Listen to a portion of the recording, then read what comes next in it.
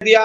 अब अगर कोई चमत्कार हो जाए, माननीय मुख्यमंत्री जी का हृदय द्रवित हो और उनके अंदर का भाव जगे और शिक्षा मित्रों को, उन देशकों को सौगात दे दें, तो ये समझ लीजिए कि बहुत ही अच्छा होगा और हम लोगों की समस्याओं का समाधान हो जाएगा। इससे बेहतर कुछ नहीं हो सकता।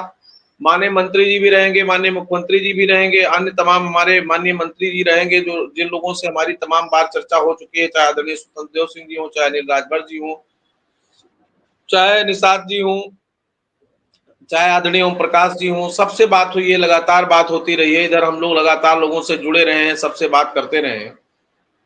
तो मुझे उम्मीद है, लेकिन जहां तक माननीय मुख्यमंत्री जी ने स्पष्ट कह दिया था कि आप लोगों के प्रकरण को मैं चुनाव के बाद निस्तारित करूंगा, तो मैं तो वो मानता हूं कि चुनाव के बाद माननीय मुख्यमंत्री जी निस्तारित करेंगे, लेकिन पुनः अगर कर देंगे तो बहुत बहुत बधाई, बहुत बहुत साधुवाद शिक्षा मित्रों के तरफ से सरकार को, कैबिनेट को, माननीय मुख्यमंत्री जी को।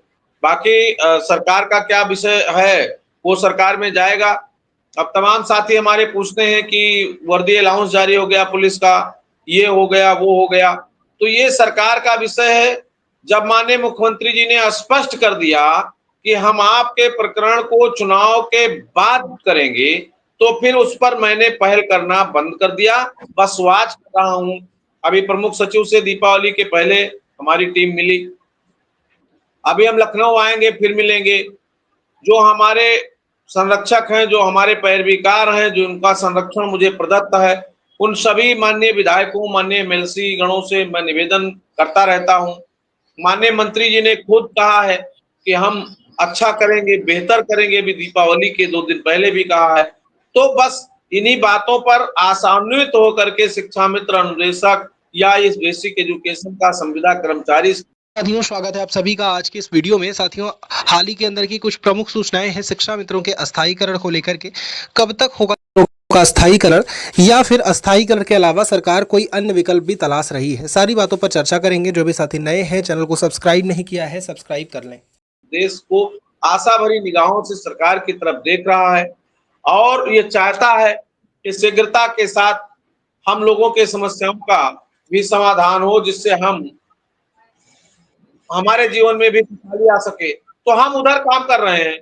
इसलिए मैं अपने शिक्षा मित्र भाइयों बहनों से अनुरोध करूंगा बड़ी विनम्रता के साथ कि आप बहुत ज्यादा मत पालिए। अभी कुछ दिन पहले जब प्रकरण आया और लोगों ने कहा, कोई कहा 36,000, 38,000 फोन आने लगे, इतने फोन आए, इतने फोन आए, उस पर जो भी हुआ जवाब सवाल वो हो गया।